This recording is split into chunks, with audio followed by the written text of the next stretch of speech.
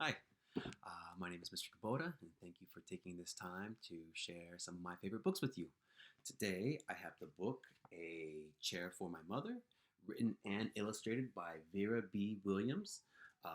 If you're looking for good books, a good place to start is books that have won awards, and this book won a Caldecott Award, which is given for outstanding illustrations.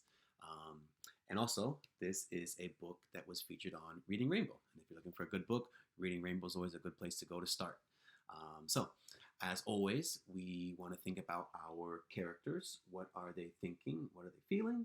And then making sure that we're growing our ideas. So, here we are. A Chair for My Mother, written and illustrated by Vera B. Williams. A Chair for My Mother. Vera B. Williams. My mother works as a waitress in the Blue Tile Diner. After school sometimes, I go to meet her there. Then, her boss, Josephine, gives me a job to do. I wash the salts and peppers and fill the ketchups. One time, I peeled all the onions for the onion soup.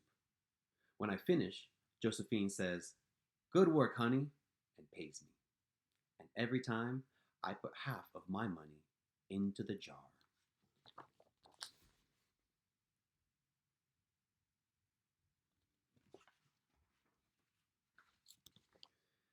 It takes a long time to fill a jar this big. Every day, when my mother comes home from work, I take down the jar. My mama empties all her change from tips out of her purse for me to count. Then, we push all the coins into the jar. Sometimes, my mama is laughing when she comes home from work. Sometimes, she's so tired she falls asleep while I count the money out into piles. Some days, she has lots of tips. Some days, she has only a little. Then she looks worried.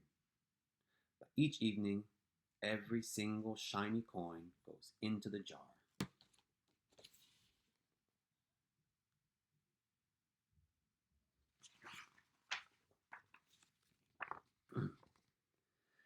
We sit in the kitchen and count the tips. Usually, Grandma sits with us too. While we count, she likes to hum. Often, she has money in her old leather wallet for us. Whenever she gets a good bargain on tomatoes or bananas or something she buys, she puts the savings and they go into the jar.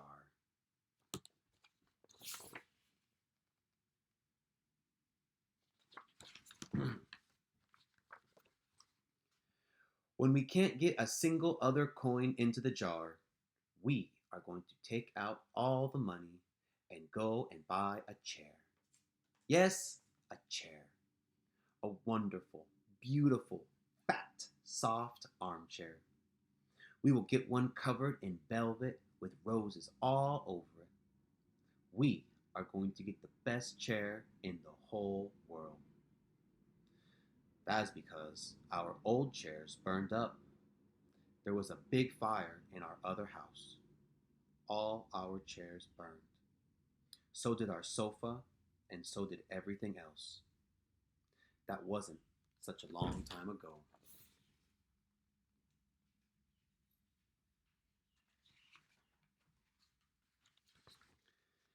My mother and I were coming home from buying new shoes. I had new sandals. She had new pumps. We were walking to our house from the bus. We were looking at everyone's tulips. She was saying she liked the red tulips, and I was saying I liked the yellow ones. Then we came to our block.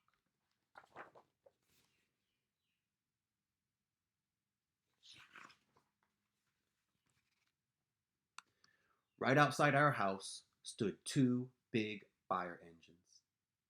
I could see lots of smoke. Tall orange flames came out of the roof. All the neighbors stood in a bunch across the street. Mama grabbed my hand and we ran.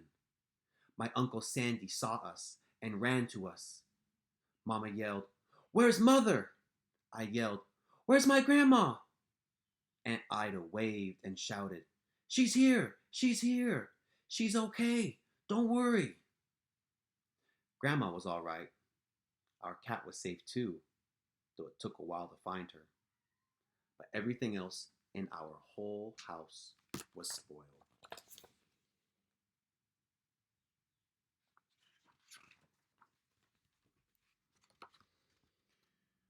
What was left of the house was turned to charcoal and ashes. We went to stay with my mother's sister, Aunt Ida, and Uncle Sandy. Then we were able to move into the apartment downstairs. We painted the walls yellow. The floors were all shiny, but the rooms were very empty.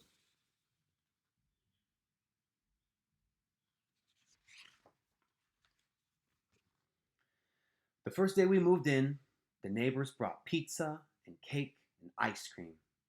They brought a lot of other things too. The family across the street brought a table and 3 kitchen chairs. The very old man next door gave us a bed from when his children were little. My other grandpa brought us his beautiful rug. My mother's other sister, Sally, had made us red and white curtains. Mama's boss, Josephine, brought pots and pans, silverware and dishes. My cousin brought me her own stuffed bear. Everyone clapped when my grandma made a speech. You are all the kindest people, she said, and we thank you very, very much. It's lucky we're young and can start all over.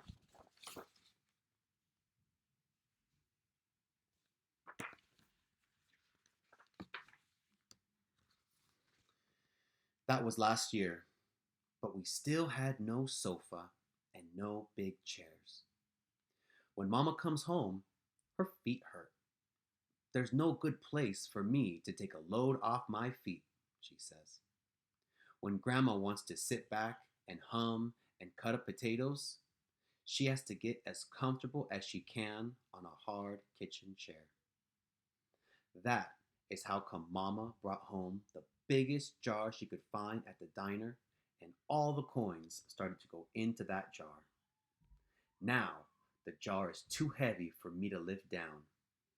Uncle Sandy gives me a quarter. He had to boost me up so I could put it in.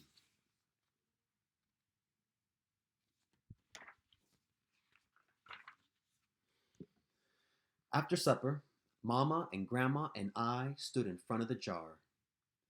Well, I never would have believed it, but I guess it's full, Mama said. My mother brought home little paper wrappers for the nickels and the dimes and the quarters. I counted them all out and wrapped them all up. On my mother's day off, we took all the coins to the bank. The bank exchanged them for $10 bills.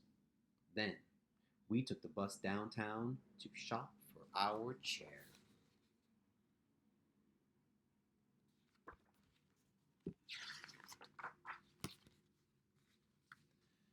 We shopped through 4 furniture stores. We tried out big chairs and smaller ones, high chairs and low chairs, soft chairs and harder ones.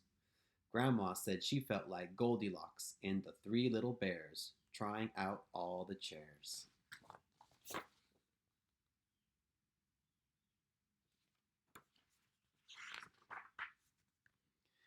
Finally, we found the chair we were all dreaming of, and the money in the jar was enough to pay for it. We called Aunt Ida and Uncle Sandy. They came right down in their pickup truck to drive the chair home for us. They knew we couldn't wait for it to be delivered.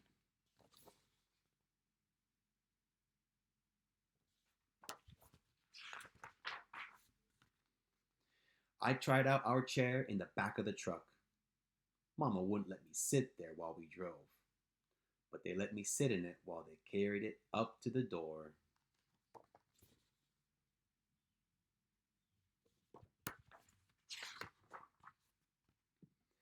We set the chair right beside the window with the red and white curtains. Mama and Grandma and I all sat in it while Aunt Ida took our picture. Now, Grandma sits in it and talks with people going by in the daytime. Mama sits down and watches the news on TV when she comes home from her job. After supper, I sit with her and she can reach right up and turn out the light if I fall asleep in her lap.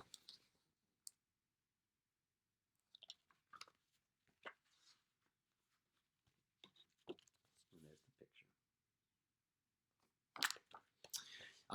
That was A Chair for My Mother by Vera B. Williams. I hope you enjoyed it. As always, we don't do our best thinking on our first read, so please go back, enjoy this book. Some really big ideas too. Thinking about what is really important in our lives in the story. Thinking about working hard, the idea of patience, and then how important family is. Thank you so much. Have a wonderful day, and I'll see you next time. Bye.